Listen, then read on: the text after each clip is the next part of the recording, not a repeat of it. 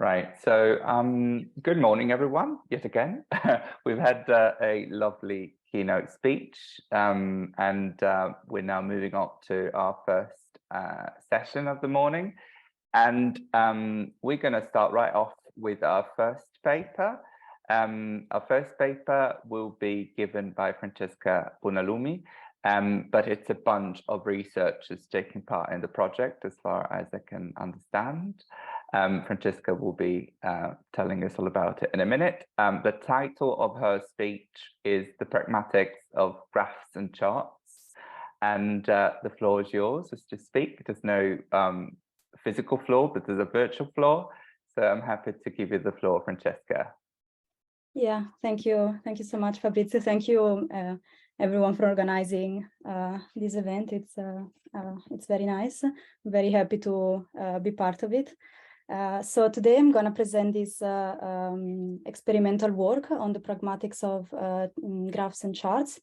And it's a work that me at CU in Vienna and Christophe, Heintz and Szegofi have done in collaboration with Nausicaa, Pouscoulous and Liangqi from UCL. And so we've been interested in this topic of pragmatics, like everyone here, I suppose. And the starting point is this consideration that pragmatics, both theoretical and experimentally, has been originally focused on linguistic phenomena. Also, there is not really reason, or at least some researchers here are starting to hint to the fact that the pragmatic principles extend also, or can extend also, to phenomena that are non-linguistic, so they would extend beyond linguistic communication.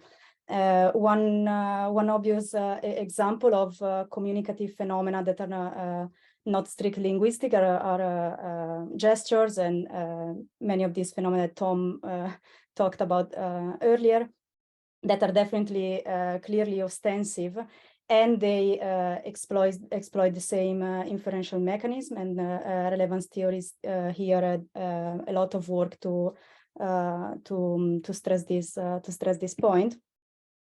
But there are also other phenomena that maybe have not been analyzed primarily analyzed as communicative in nature, and we reason that maybe pragmatics can help us understanding some of these phenomena.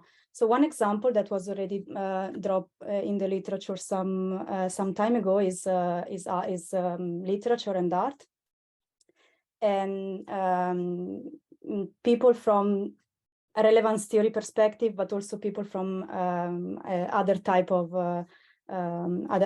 literature stressed out the fact that art, or at least part of the art experience, involves the interpretation of an object as a work of art. There have been even some hints in Roland Barthes theories how much the speaker and the hearer, or the artist and the audience relation is important for the art experience to make sense. And pushing this point forward, some people have been claiming that presentation of an artwork is an instance of a clear instance of ostensive behavior. Of course, we don't want to reduce the whole art phenomena as such, but this is a part that has been probably quite neglected in aesthetics. And we want to focus on a second example, which is data visualization. So graphs and charts. Graphs and charts doesn't mean exactly the same thing, but I'm using here the term a bit loosely. So I will refer to everything as graphs, although technically these are the one that I will present are not all graphs. But anyway, data visualizations are conventionalized representation, visual representation of data that depicts relations between variables, between groups, and so on. And this people have been studying how we comprehend, how we come to understand graphs, and most of these researchers have been focused on graph efficacy, or at least type of competencies that has to do with syntax or with semantics and with mathematics, and except maybe Koslin, who started to hint to the fact that pragmatics has a role, but still this role has been put very much on the side. However, it's undeniable that graphs produce a cognitive effect to the reader, and we think that they do so by exploiting pragmatic inferential processes, and similar to what happened in linguistic communication. We think that, in fact, graphs are communicative acts, and this is a bit the assumption that is motivating our studies. So we think that readers are, of course, sensitive to spatial discrepancies and contrast in graphs, in data visualization. And of course, they would think that these discrepancies are the relevant element in the visualization. I'm using relevant here also in maybe non-technical way, but it's but I think it's depending on the example, it can be read also in a technical way. And we think that how do they think that these discrepancies are what is relevant in the visualization, because they would identify these relevant differences, these relevant changes, these relevant magnitudes as the intended meaning of the graph maker, so of the so to say speaker. There is some literature stressing out how a graph can in fact lie, which is a curious expression that these people are using, which is a properly communicative expression. So these two graphs that you can see in these slides are actually depicting the same data. They are just plotted and manipulated in different ways, and in fact distorting the visualization so that the differences appear larger than they are is one typical way in which a graph can be misleading or can be lying, depending on your definition of lie. And in fact, in the graphs on the right, it really seems that our company sales is higher than all the competitors' sales, whereas plotting it in a more proper way shows that this is not the case. But other ways of lying or producing misleading graphs is by displaying insufficient data, of course, dubious data, and concealing uncertainty. And one other way is increasing the saliency of graph elements, and specifically uninformative graph elements. This is a nice example that actually Tom Scott Phillips pointed to me. And the graph here, what the graph is saying here is presenting the countries that are setting to join the candidate to join the European Union. And these countries are depicted in red. But then there are two additional countries that are neighboring country, Iraq and Syria, which are in this color that is not, which is in this orange color that is completely uninformative, but it's made by the graph maker so salient that it induces people to think that this is a relevant element, and therefore the intended meaning of the graph maker is to suggest is interpreted to be suggestive of the fact that these two countries might be the next the origin of the next wave of migrants who plan to join the European Union. In fact, this specific graph has been very controversial during the if I recall it well, during the Brexit campaign. But let's move on. So how do we interpret graphs then?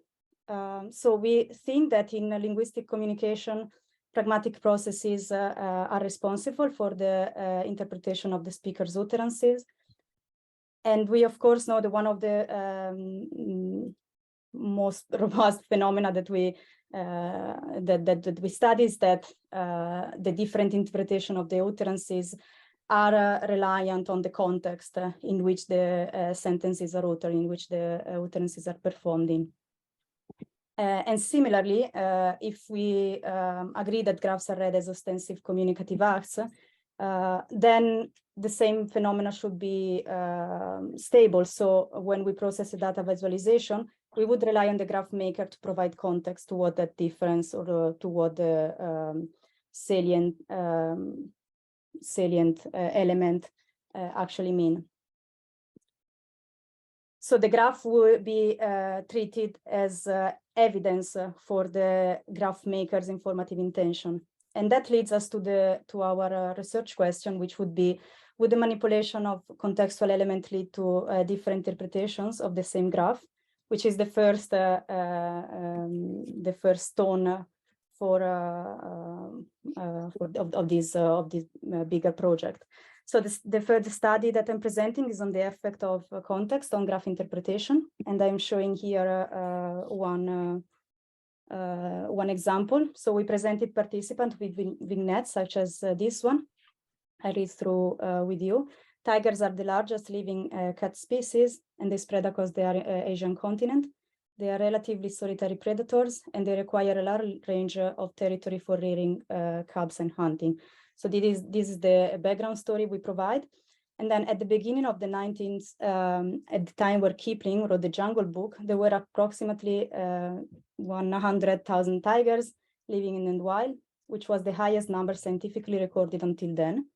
And you can see in the chart below how the number of tigers in the wild has changed in the past 10 years. The chart below is here in the right. So we presented this graph to people, which depict relatively small change across 3 different decades, 5 years. And we can see on the y-axis the actual number of tigers, which was 3,000 in 2010, and then not yet 4,000 in 2020. And then we asked participants, according to the author's graph, how did the number of tigers change over the last 10 years? We asked them to rate this change on a Likert scale from 0, not at all, to 5, a lot. So in here we predict that the change would be perceived as not as big, and we compare this this condition with another one, in which we change this bit in italic, which is natural ecologies are unable to sustain a large number of big predators like tigers, since these animals hunt and eat a lot of prey, and abundance of big predators will be disastrous for the ecosystem. And then we present the same thing. And in here, we instead predict that participant would be interpreting these graphs as evidence for the graph maker's informative intention, that the numbers of tigers have been increasing somewhat or a lot in the last 10 years. I didn't. Let you know you've got 5 minutes. Okay, perfect. So because I have another example just to illustrate the point even more, but I don't have to go into the detail. But anyway, we presented more of this example and more of this with different type of graphs and charts. And we recruited 555 participants online in a between subject design. So we presented one scenario per participant. We randomized the type of data visualization because we didn't have specific hypotheses about what type of data visualization would yield a stronger effect. And we manipulated the tags that accompany the graphs in a way that it forms two experimental conditions: the small context, such as the first one I presented, and the large context. And we then measure the magnitude that is communicated by the graphs on this 6 points Likert scale. And then we analyze this data with a non-parametric test, Mann-Whitney test. And therefore, we found the effect of context. And here I present yet another graph. So the difference between the bar charts in the tiger example has been interpreted as not at all important or a lot important. And when it's interpreted very important, the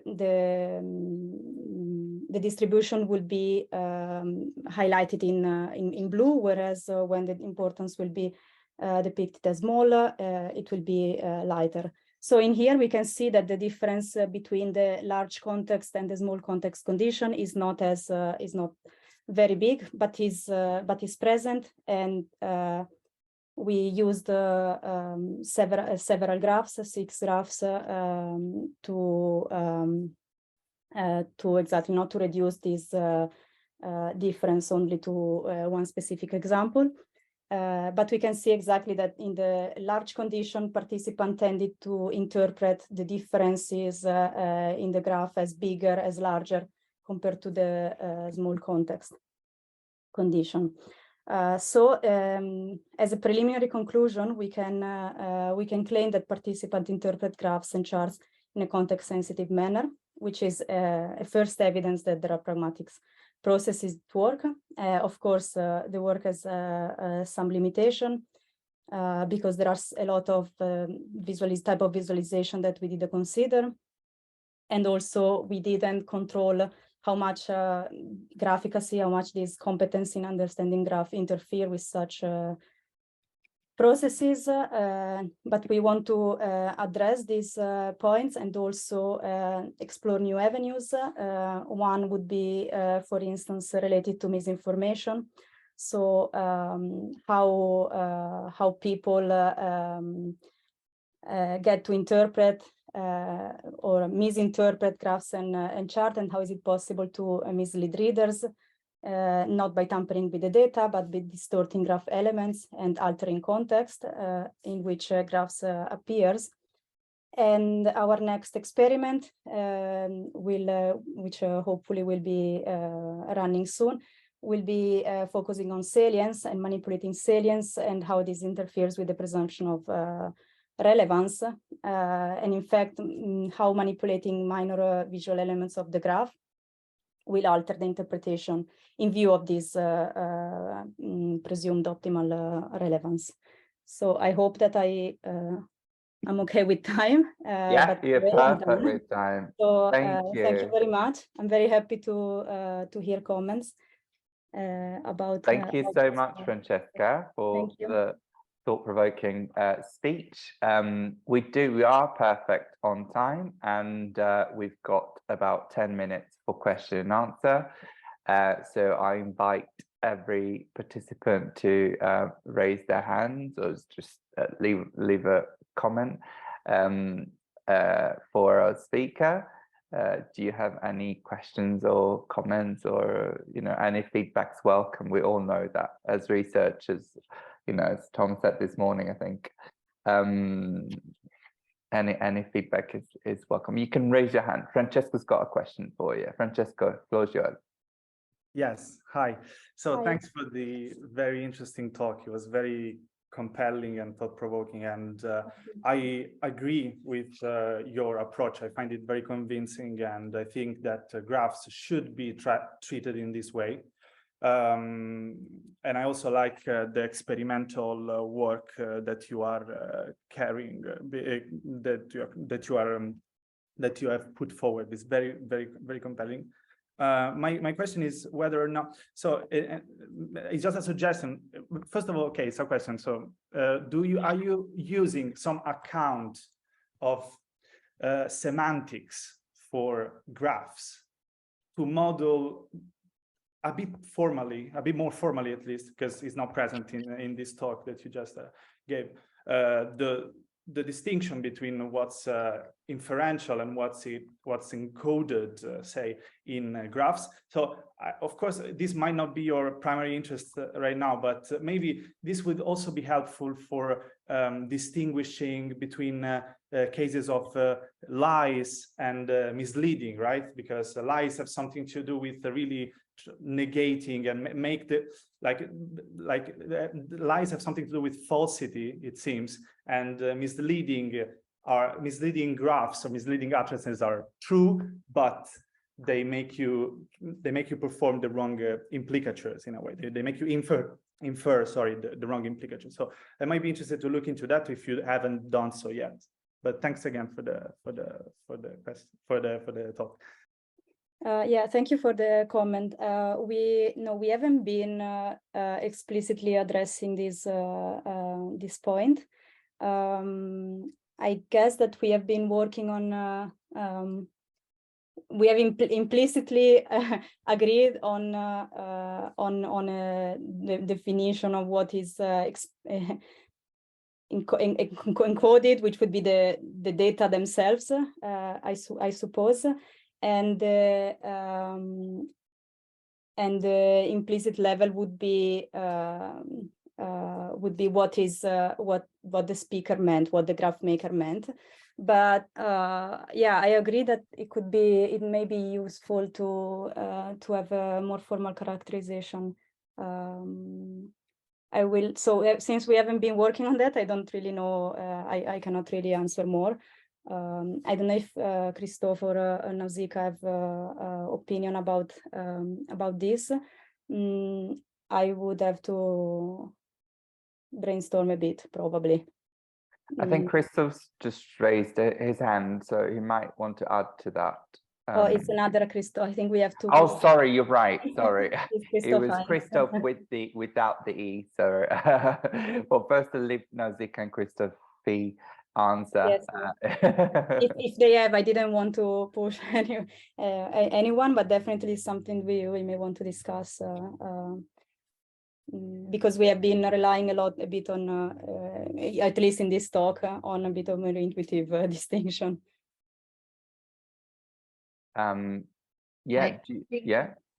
I think Francesca is absolutely right. I mean, we've been considering. Not that we haven't considered the formal aspects of graphs, but that wasn't the focus in this experiment. And I think indeed we might want to think a bit more carefully and expose more carefully the difference between, as you pointed out, for utterances in lies, what's encoded and what's contextually determined. But here, and I think in general, in the experiments we intended to make, our focus is really what is contextually determined. Yeah, no, absolutely. Just to, it wasn't meant as a critique. It was meant as a possible, maybe natural development of your research. Your research could actually help in trying to determine this, to better define this distinction that I don't think has ever been put forward for graphs. I'm not aware of whether or not there are formal, maybe there are, I don't know. Yeah, but thanks. Thank you, Jan, for the clarification. I'll just give the floor to Christophe because he's raised his hand. Can you hear me, Christophe? Yes, I can. Can you hear me? Yes, we can hear you perfectly now. Okay. Yeah, on graphs, it seems to me that graphs do not work so much with coding, but with showing. So like in graphs, you're operating with graphical features like proportions and so on. And this seems to be more comparable with the notion of showing in communication, rather with encoding. So I'm not sure how much is really encoded in the graph. Okay. And can you maybe please go back to your own graph, where you show the result of your experiment, and you mean this one, or right, or the graph, yes, or the stimuli? yes. I think that's a very an interesting illustration. If you take out those words, prediction confirmed, and that, would one really make this conclusion from this graph? So because the dark blue shades are, they're not that much different. So I think this particular graph and slide illustrates your point quite a bit about the importance of context here. But another thing is, I wonder how much, what the role of convention is there. Because here you keep to well-established conventions of like using two-dimensional charts and so on. So and pointing out your the actual data of the statistical analysis to make sure you're not deceiving your audience. And this is absent in those cases where graphs are actually used to misrepresent. Yes. I wonder if more interesting results could be found in cases where people actually are not so constrained with those conventions, but where graphs are used in a more probably deceiving way. Thank you for the issue of convention is is an important one. We definitely think that well, in language there is like conventions are important in language. They are even more important in here, and it's also true that one obvious way of manipulating audience with graphs would be by manipulating the I'll stop sharing myself. Yes, by manipulating elements in a way that is non-conventional, so that it violates some expectation. There are a lot of example in the propaganda literature and so on. But nonetheless, I think that the role of convention should not be the primary point or the unique point that we take into account when we study graphs. So I didn't want to do this complete dismissive of this aspect, but I just wanted to shift the focus a bit more on the interpretation part. With regard with the showing objection, with the study that we have, I think we don't really we cannot really disconfirm your point, but we may want to explore this in some follow-up experiments, because I mean, at least this is the direction we would like to go to. Thank you, Francesca. I'm afraid I need to cut you off, but it was a lovely debate, and I hope you continue researching on this topic, and we actually stick to the topic. We'll see how broad the definition of ostensive communicative acts is with our next speaker,